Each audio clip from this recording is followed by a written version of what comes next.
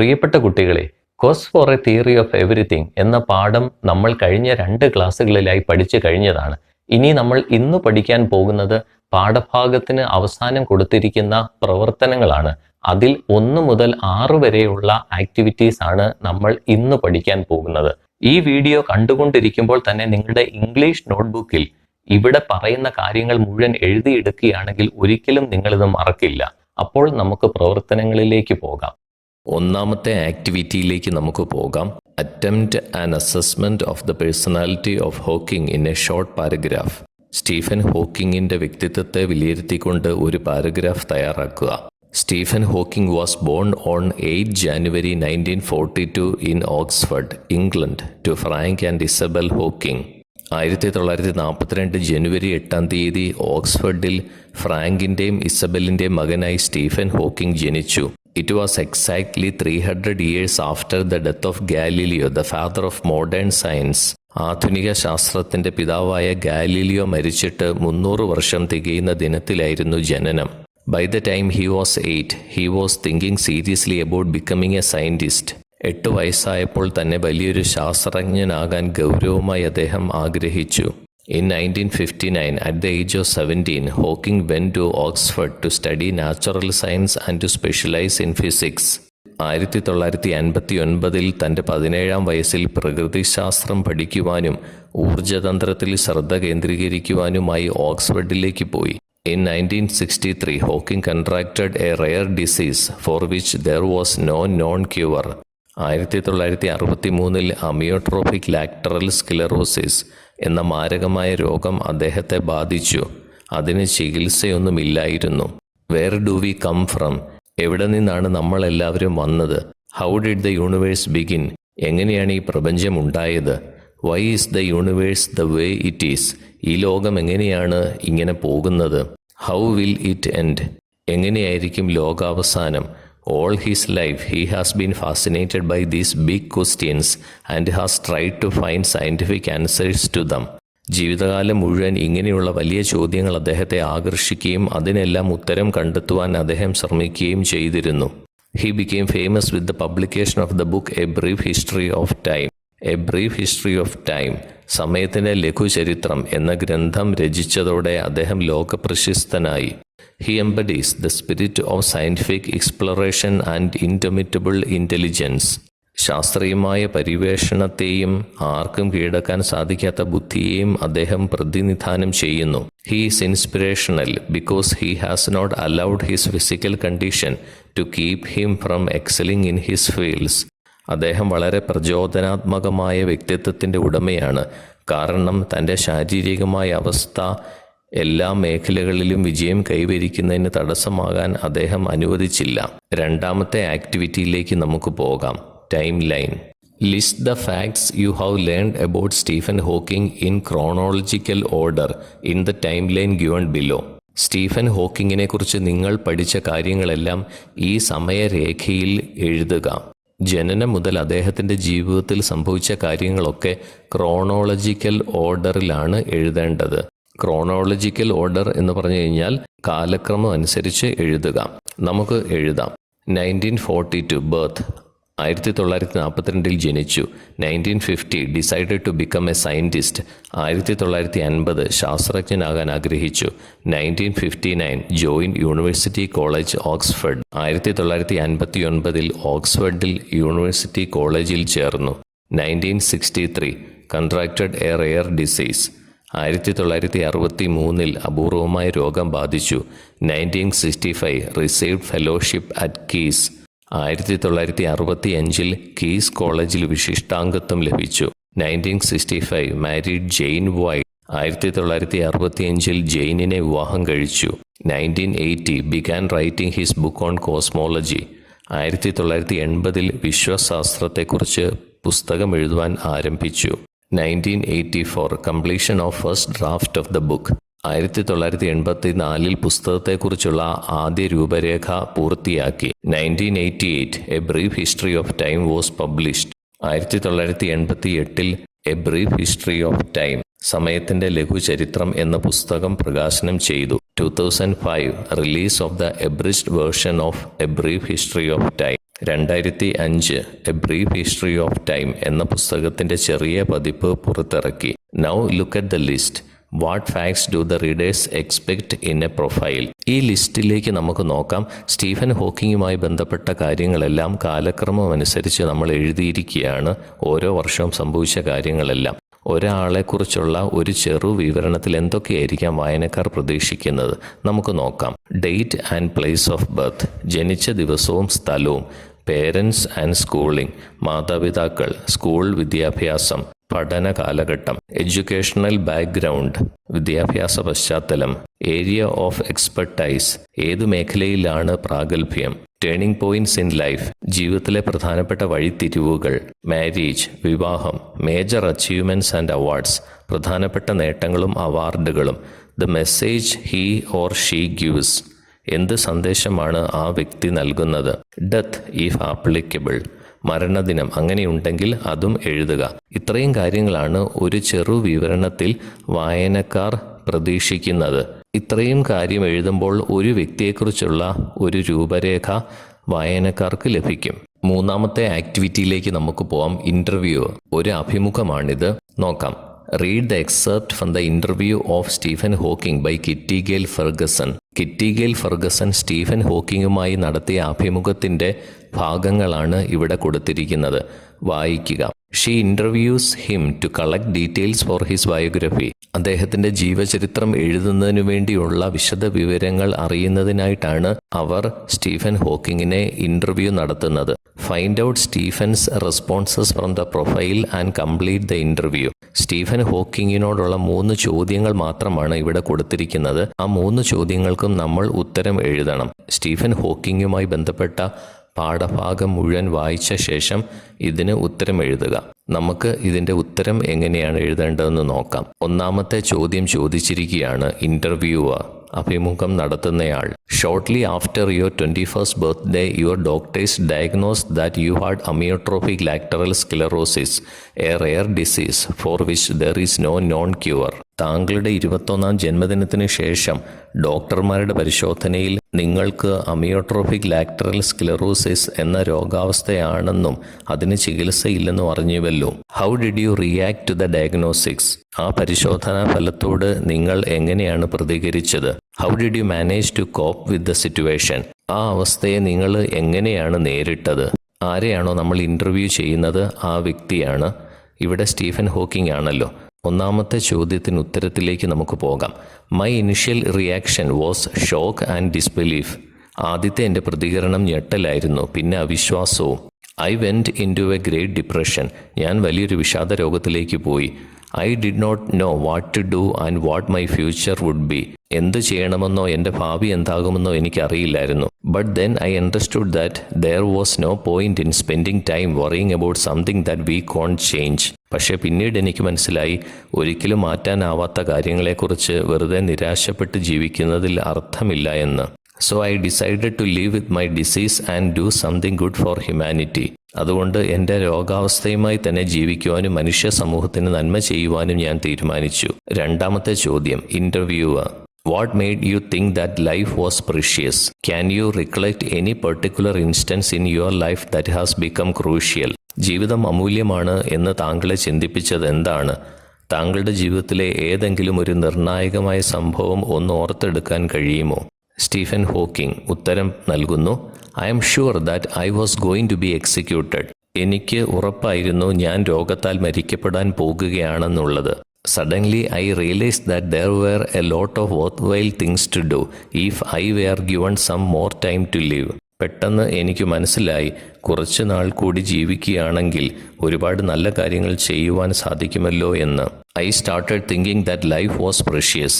ജീവിതം അമൂല്യമാണ് എന്ന് അന്നു മുതൽ ഞാൻ ചിന്തിച്ചു തുടങ്ങി. My meeting with Jane Wilde was very crucial in my life. Jane Wilde എന്ന സ്ത്രീയുമായുള്ള എൻ്റെ കണ്ടുമുട്ടൽ ജീവിതത്തിൽ നിർണായകമായി.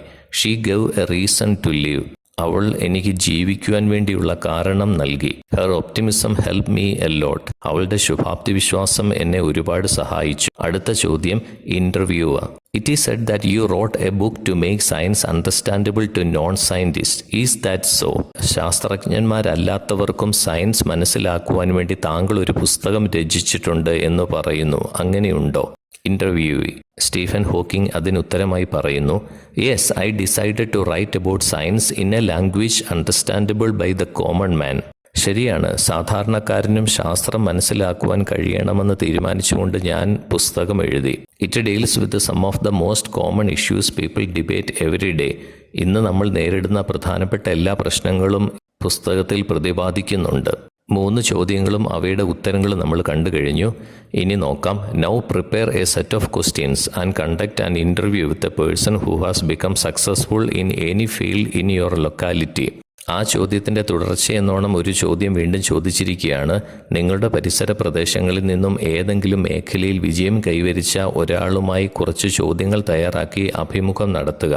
You can identify people who became successful in any walk of life such as farming, entrepreneurship, the civil services, competitive examinations, etc.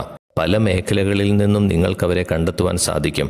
കൃഷിക്കാർ, സ്വയം സംരംഭം നടത്തുന്നവർ, ഭരണവകുപ്പുകളിൽ നിന്നുള്ളവർ, മത്സര പരീക്ഷകൾ നടത്തുന്നവർ, പങ്കെടുക്കുന്നവർ, ഏതു മേഖലയിൽ നിന്നും കണ്ടുപിടിക്കാം. ആ ചോദ്യത്തിന് നമ്മൾ ഉത്തരം തയ്യാറാക്കിയിരിക്കുകയാണ്. നോക്കാം. This is an interview with an environmentalist in our village. His name is ബാലൻ.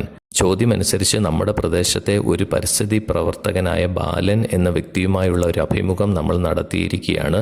നമുക്ക് നോക്കാം.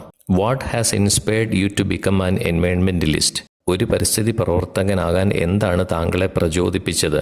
I think my inspiration came from my love of nature and working with farmers.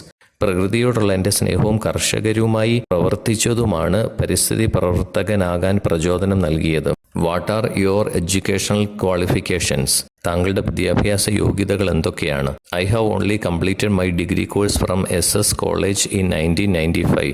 1995 SS കോളേജിൽ നിന്നും ഞാൻ ബിരുദം പൂർത്തിയാക്കി. Did you receive any special awards, honours or recognition as an environmentalist? പരിസ്ഥിതി പ്രവർത്തകൻ എന്ന നിലയിൽ താങ്കൾക്ക് എന്തെങ്കിലും പ്രത്യേക അവാർഡുകൾ, പദവികൾ, അംഗീകാരമോ അങ്ങനെ എന്തെങ്കിലും ലഭിച്ചിട്ടുണ്ടോ?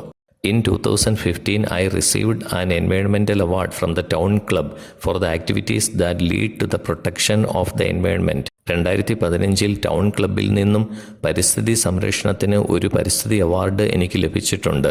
Which area do you specially focus on? ഏതു മേഖലയാണ് പ്രത്യേകമായി ശ്രദ്ധ കേന്ദ്രീകരിക്കുന്നത്? We are focusing on planting more trees in our village. ഗ്രാമത്തിൽ കൂടുതൽ മരങ്ങൾ വെച്ച് പിടിപ്പിക്കുന്നതിലാണ് ശ്രദ്ധ പ്രത്യേകമായി കേന്ദ്രീകരിച്ചിരിക്കുന്നത്. Can you tell us about your childhood and the role of your family in becoming an environmentalist? പരിസ്ഥിതി പ്രവർത്തകനായതിൽ കുടുംബത്തിനുള്ള പങ്കും ഒന്ന് പറയാമോ? I was the youngest of the 3 kids of Ravi and ശാന്തി. രവിയുടെയും ശാന്തിയുടെയും 3 മക്കളിൽ ഇളയ മകനായിരുന്നു ഞാൻ. After I was born in 1993, my parents shifted to their ancestral house in a beautiful village called Kanjikuzhi. 1993 ഞാൻ ജനിച്ചതിന് ശേഷം എൻ്റെ മാതാപിതാക്കൾ തറവാട് സ്ഥിതി ചെയ്യുന്ന കഞ്ഞിക്കുഴി എന്ന മനോഹരമായ ഗ്രാമത്തിലേക്ക് തിരിച്ചു വന്നു. In the mid-90s, when there was a steady decline in farming across states, the panchayat members of Kanyikuri decided to embrace organic farming. കൃഷി കുറഞ്ഞു വന്നതിനാൽ കഞ്ഞിക്കുഴിയിലെ പഞ്ചായത്ത് അംഗങ്ങൾ ജൈവ കൃഷിരീതി അവലംബിക്കാൻ തീരുമാനിച്ചു. My parents taught me how to look closer at nature and appreciate how beautiful it is. പ്രകൃതിയെ സൂക്ഷ്മമായി നിരീക്ഷിക്കാനും മനോഹരമായ പ്രകൃതിയെ ആസ്വദിക്കുവാനും എൻ്റെ മാതാപിതാക്കൾ എന്നെ പഠിപ്പിച്ചു. I would assist my mother in watering and taking care of the plants in the backyard. ചെടികൾക്ക് വെള്ളമൊഴിക്കുന്നതിലും ചെടികളെ സംരക്ഷിക്കുന്നതിലുമൊക്കെ ഞാൻ എൻ്റെ അമ്മയെ സഹായിച്ചിരുന്നു. Why is it important to maintain the environment that we live in? നമ്മൾ ജീവിക്കുന്ന പരിസ്ഥിതി സംരക്ഷിക്കണമെന്ന് പറയുന്നത് എന്തുകൊണ്ടാണ്? A clean environment is essential for healthy living. ആരോഗ്യകരമായ ജീവിതത്തിന് വൃത്തിയുള്ള ഒരു പരിസ്ഥിതി ആവശ്യമാണ്. So it is very important to maintain the environment that we live in. ആയതിനാൽ നമ്മൾ ജീവിക്കുന്ന ചുറ്റുപാടുകൾ സംരക്ഷിക്കേണ്ടത് നമ്മുടെ ആവശ്യമാണ്. വാട്ട് ഈസ് ദ ബിഗ്ഗസ്റ്റ് എൻവയൺമെന്റൽ threat in the world today? ഇന്നത്തെ ലോകത്തിലെ ഏറ്റവും വലിയ പരിസ്ഥിതി ഭീഷണി എന്താണ്? According to me, air pollution is the largest current environmental threat in the world today. വായു മലിനീകരണമാണ് എൻ്റെ അഭിപ്രായത്തിൽ ഈ ലോകത്തിലെ ഏറ്റവും വലിയ പരിസ്ഥിതി ഭീഷണി. What problems do you encounter as an environmentalist? ഒരു പരിസ്ഥിതി പ്രവർത്തകൻ എന്ന നിലയിൽ താങ്കൾ എന്തൊക്കെ പ്രശ്നങ്ങളാണ് അഭിമുഖീകരിക്കേണ്ടി വരുന്നത്? Lack of funds and lack of well prepared projects are the main problems we encounter in our village. നിക്ഷേപങ്ങളുടെ അഭാവവും നല്ല രീതിയിൽ തയ്യാറാക്കിയ പദ്ധതികളുടെ അഭാവവുമാണ് ഞങ്ങൾ നേരിടുന്ന പ്രശ്നങ്ങൾ. What are your future plans? എന്താണ് താങ്കളുടെ ഭാവിയിലെ പദ്ധതികൾ? We have selected 50 villages for a major plantation drive plan for the coming monsoon. അടുത്ത മഴക്കാലത്തേക്ക് വലിയ തോതിൽ മരങ്ങൾ വെച്ച് പിടിപ്പിക്കുന്നതിന് ഞങ്ങൾ 50 ഗ്രാമങ്ങൾ തിരഞ്ഞെടുത്തിട്ടുണ്ട്. The trees will be planted at temples, churches, village boundaries and other available spaces. അമ്പലങ്ങളിലും പള്ളികളിലും ഗ്രാമങ്ങളുടെ അതിർത്തികളിലും കൂടാതെ ലഭ്യമായ എല്ലാ സ്ഥലങ്ങളിലും മരങ്ങൾ നടുന്നതായിരിക്കും. The plan is to increase and maintain the green cover for around 50 years. 50 വർഷത്തേക്ക് പച്ചപ്പ് നിലനിർത്താനുള്ള പദ്ധതിയാണത്. What is your message to the youth of today? എന്താണ് ഇന്നത്തെ യുവാക്കൾക്ക് നൽകുന്ന സന്ദേശം? Children and young people should come forward to protect our planet. കുട്ടികളും ചെറുപ്പക്കാരും നമ്മുടെ ഭൂമി എന്ന ഗ്രഹത്തെ സംരക്ഷിക്കാനായി മുന്നോട്ട് വരണം. They have a great role to play in environmental and conservation efforts. പരിസ്ഥിതിയെ സംബന്ധിച്ചും അതിൻ്റെ സംരക്ഷണത്തിനും അവർക്ക് വലിയ പങ്ക് വഹിക്കാനുണ്ട്. Thank you so much for spending some time with us. ഞങ്ങൾക്ക് വേണ്ടി സമയം ചിലവഴിച്ചതിന് നന്ദി. വെൽക്കം, സ്വാഗതം. അപ്പോൾ ഇങ്ങനെയാണ് ഒരു ഇൻ്റർവ്യൂ നമ്മൾ തയ്യാറാക്കേണ്ടത്. 4ാമത്തെ ആക്ടിവിറ്റിയിലേക്ക് നമുക്ക് പോകാം. Using the responses U received from the person you interview, prepare his or her profile. നിങ്ങൾ ഒരാളെ ഇൻ്റർവ്യൂ ചെയ്തല്ലോ, അതിൽ നിന്ന് ലഭിച്ച പ്രതികരണങ്ങളിൽ നിന്ന് ഒരു പ്രൊഫൈൽ തയ്യാറാക്കുക, ഒരു ചെറു വിവരണം തയ്യാറാക്കുക. നമുക്ക് നോക്കാം. ബാലൻ എന്ന വ്യക്തിയോട് നമ്മൾ 11 ചോദ്യങ്ങൾ ചോദിച്ചിരുന്നു. ആ ചോദ്യങ്ങളുടെ അടിസ്ഥാനത്തിൽ ഒരു ചെറു വിവരണം നമ്മൾ തയ്യാറാക്കിയിരിക്കുകയാണ്. നമുക്ക് നോക്കാം. Balan, a renowned Kerala-based environmentalist, was born in 1973. 1973 Kerala കേന്ദ്രീകരിച്ച് പ്രവർത്തിക്കുന്ന പരിസ്ഥിതി പ്രവർത്തകനായ ബാലൻ ജനിച്ചത്. He was the youngest son of Ravi and Shanti. രവിയുടെയും ശാന്തിയുടെയും ഇളയ മകനാണ് Balan. He spend his childhood in his ancestral house in a beautiful village called Kanjikuzhi. Kanjikuzhi എന്ന പ്രകൃതി മനോഹരമായ ഗ്രാമത്തിലെ തറവാട്ടിലാണ് അദ്ദേഹം കുട്ടിക്കാലം ചിലവഴിച്ചത്. He graduated in 1995 from SS college Changanassery. ചങ്ങനാശ്ശേരിയിലെ SS കോളേജിൽ നിന്നും 1995 അദ്ദേഹം ബിരുദം നേടി. During his childhood he used to assist his mother in watering and taking care of the plants in the backyard. കുട്ടിക്കാലത്ത് ചെടികൾ നനയ്ക്കുവാനും ചെടികൾ സംരക്ഷിക്കുന്നതിനും അമ്മയെ അദ്ദേഹം സഹായിച്ചിരുന്നു. In the mid-90s, when there was a steady decline in farming across the states, the Panchayat members of Kanyikuri decided to embrace organic farming. 1990കളുടെ മധ്യത്തിൽ കൃഷികൾ വളരെ കുറഞ്ഞു പോയതിനാൽ കഞ്ഞിക്കുഴിയിലെ പഞ്ചായത്ത് അംഗങ്ങൾ ജൈവ കൃഷിരീതി അവലംബിക്കുവാൻ തീരുമാനിച്ചു. He was inspired to become an environmentalist from his love of nature and working with farmers there. പ്രകൃതിയോടുള്ള സ്നേഹവും കർഷകരുമായുള്ള പ്രവർത്തനവുമാണ് പരിസ്ഥിതി പ്രവർത്തകനാകാൻ അദ്ദേഹത്തെ പ്രചോദിപ്പിച്ചത്. Clean environment is essential for the healthy living, so maintaining it is important. ആരോഗ്യകരമായ ജീവിതത്തിന് വൃത്തിയുള്ള അന്തരീക്ഷം അനിവാര്യമാണ്. ആയതിനാൽ നാം പ്രകൃതിയെ സംരക്ഷിക്കണം. According to Balan, air pollution is the largest current environmental threat in the world today. വായു മലിനീകരണമാണ് ബാലൻ്റെ അഭിപ്രായത്തിൽ ഇന്നത്തെ ഏറ്റവും വലിയ പരിസ്ഥിതി ഭീഷണി. In 2015, he received an environmental award from the town club for the activities that led to the protection of the environment. 2015 town ക്ലബിൽ നിന്നും പരിസ്ഥിതി സംരക്ഷണത്തിനു വേണ്ടിയുള്ള പ്രവർത്തനങ്ങൾക്ക് പരിസ്ഥിതി അവാർഡ് അദ്ദേഹത്തിന് ലഭിച്ചിട്ടുണ്ട്. As an environmentalist, he says the main problems that they encounter is the lack of funds and lack of well-prepared projects. നിക്ഷേപങ്ങളുടെ അഭാവവും വ്യക്തമായി തയ്യാറാക്കാതെയുള്ള പദ്ധതികളുമാണ് പരിസ്ഥിതി പ്രവർത്തകൻ എന്ന നിലയിൽ അദ്ദേഹം നേരിടുന്ന പ്രശ്നങ്ങൾ. To increase and to maintain the green cover for around 50 years, he has decided a major plantation drive where trees will be planted at temples, churches, village boundaries and other available spaces. 50 വർഷത്തേക്ക് പച്ചപ്പ് നിലനിർത്തുവാനായി അമ്പലങ്ങളിലും പള്ളികളിലും മറ്റു ലഭ്യമായ എല്ലാ സ്ഥലങ്ങളിലും വലിയ തോതിൽ മരങ്ങൾ നട്ടുപിടിപ്പിക്കുവാൻ അദ്ദേഹം തീരുമാനിച്ചിരിക്കുകയാണ്. He calls upon children and young people to come forward to protect the planet as they have a great role to play in എൻവയോൺമെന്റൽ ആൻഡ് കൺസർവേഷൻ എഫേർട്സ്. കുട്ടികളും ചെറുപ്പക്കാരും ഭൂമി എന്ന ഗ്രഹത്തെ സംരക്ഷിക്കുവാൻ മുന്നോട്ട് വരണമെന്ന് അദ്ദേഹം ആഹ്വാനം ചെയ്യുന്നു. പ്രകൃതിയുടെ സംരക്ഷണത്തിനും പരിസ്ഥിതിയുമായുള്ള പ്രവർത്തനങ്ങൾക്കും അവർക്ക് വലിയ പങ്ക് വഹിക്കുവാനുണ്ട്. 5ാമത്തെ ആക്ടിവിറ്റിയിലേക്ക് നമുക്ക് പോകാം. Read the following statements from the profile of Stephen Hawking. Stephen ഹോക്കിങ്ങിനെ കുറിച്ച് താഴെ കൊടുത്തിരിക്കുന്ന ചെറു വിവരണം വായിക്കുക. Shortly after I came out of hospital I dreamed that I was going to be executed. ആശുപത്രിയിൽ നിന്നും വന്ന് കുറച്ച് കഴിഞ്ഞപ്പോൾ തന്നെ ഞാൻ രോഗം മൂലം വധിക്കപ്പെടാൻ പോകുകയാണെന്ന് സ്വപ്നം കണ്ടു. I suddenly realise that there were a lot of worth things I could do. ജീവിതത്തിൽ ഒരുപാട് നല്ല കാര്യങ്ങൾ ചെയ്യുവാനുണ്ടെന്ന് പെട്ടെന്ന് തന്നെ എനിക്ക് മനസ്സിലായി. സ്റ്റീഫൻ ഹോക്കിങ്ങിൻ്റെയാണ് ഈ വാക്കുകൾ. Can you find out similar incidents that happen in the lifes of other great people such as Helen Keller, Wilma Rudolph, Valentina Tereshkova etcetera. ഇങ്ങനെയുള്ള അനുഭവങ്ങൾ വലിയ മഹാന്മാരായ ആൾക്കാരിലും ഉണ്ടായിട്ടുണ്ട്. കണ്ടുപിടിക്കാൻ കഴിയുമോ? Helen Keller, Wilma Rudolph, Valentina Tereshkova എന്നിവർ ഉദാഹരണങ്ങളാണ്. Prepare a short speech on any one of them so as to deliver it before the school assembly. School അസംബ്ലിയിൽ അവതരിപ്പിക്കുവാൻ ഇവരിൽ നിന്ന് ആരെക്കുറിച്ചെങ്കിലും ഒരു ചെറിയ പ്രസംഗം തയ്യാറാക്കുക. നമ്മൾ ഒരു പ്രസംഗം തയ്യാറാക്കിയിട്ടുണ്ട് ഹെലൻ കെല്ലറിനെ കുറിച്ച്. നോക്കാം. A short speech on Helen Keller. Respected principal, teachers and my dear students, I feel extremely privileged to have got an opportunity to speak about Hellen Keller, one of the most inspiring women of the world.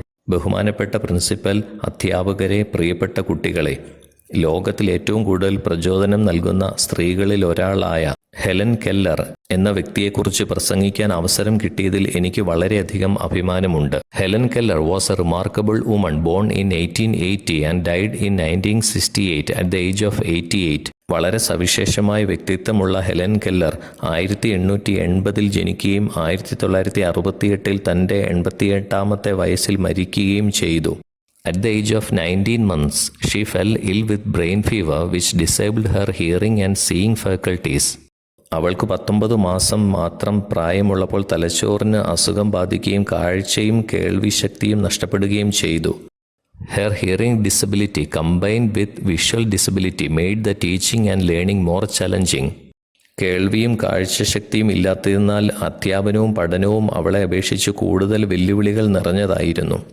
She lived in a dark and hopeless world of her own until age 7 when she was placed in the care of her teacher Anne Sullivan. തൻ്റെ 7ാമത്തെ വയസ്സിൽ an Sullivan എന്ന അധ്യാപികയുടെ കീഴിലാകുന്നതുവരെ അവൾ അന്ധകാരത്തിൻ്റെയും പ്രതീക്ഷയ്ക്ക് വകയില്ലാത്തതുമായ ജീവിതത്തിലായിരുന്നു ജീവിച്ചുകൊണ്ടിരുന്നത്. With the help of her teacher, Keller learned the alphabet and communication. അധ്യാപികയുടെ സഹായത്തോടെ Helen Keller English അക്ഷരമാലയും ആശയവിനിമയവും പഠിച്ചു. Within a few months of working with Sullivan, Keller's vocabulary had increased to hundreds of words and simple sentences. Anne സല്ലിവനുമായുള്ള കുറച്ചു മാസത്തെ പ്രവർത്തനം കൊണ്ട് തന്നെ Helen കെല്ലറുടെ പദസമ്പത്ത് 100ഓളം എത്തുകയും ചെറിയ വാചകങ്ങൾ പറയുവാനും സാധിക്കുകയും ചെയ്തു.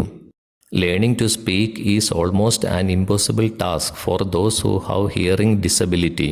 കേൾവിശക്തി ഇല്ലാത്തവർക്ക് സംസാരിക്കുക എന്ന് പറയുന്നത് ഒരിക്കലും സാധിക്കുവാൻ കഴിയാത്ത കാര്യമാണ്. So Helen had to work very hard. അതുകൊണ്ട് തന്നെ ഹെലൻ കെല്ലറിന് കഠിന പ്രയത്നം ചെയ്യേണ്ടി വന്നു. She faced all the difficulties courageously. എല്ലാ പ്രയാസങ്ങളും ധൈര്യത്തോടെ അവൾ നേരിട്ടു. As a result of her strength of character and determination to succeed, she became enormously successful in life. അവളുടെ സ്വഭാവത്തിൻ്റെ കരുത്തുകൊണ്ടും വിജയിക്കുവാൻ വേണ്ടിയുള്ള ദൃഢനിശ്ചയവും കാരണം ജീവിതത്തിൽ വലിയ വിജയം നേടുകയും ചെയ്തു. As an adult, she traveled the world, campaigned for civil rights, world peace, human dignity and women's rights, and authored many books and essays. പ്രായപൂർത്തിയായപ്പോൾ അവൾ ലോകമെമ്പാടും സഞ്ചരിക്കുകയും പൗരാവകാശങ്ങൾക്കു വേണ്ടിയും ലോക സമാധാനത്തിനു വേണ്ടിയും മനുഷ്യൻ്റെ മഹാത്മ്യത്തിനു വേണ്ടിയും സ്ത്രീകളുടെ അവകാശങ്ങൾക്കു വേണ്ടിയും പ്രചാരണം നടത്തുകയും കൂടാതെ ഒട്ടനവധി പുസ്തകങ്ങളും ഉപന്യാസങ്ങളും രചിക്കുകയും ചെയ്തു. She became a prominent figure in her lifetime whose accomplishments attracted awe, respect, admiration and inspiration. തൻ്റെ കാലഘട്ടത്തിലെ പ്രധാനപ്പെട്ട വ്യക്തികളിൽ ഒരാളായി അവൾ മാറുകയും അവളുടെ നേട്ടങ്ങൾ വിസ്മയവും ആദരവും പ്രശംസയും പിടിച്ചുപറ്റുകയും പ്രചോദനം നൽകുകയും ചെയ്തു. Helen Keller is outstanding because she never gave up in herself and people can learn from that.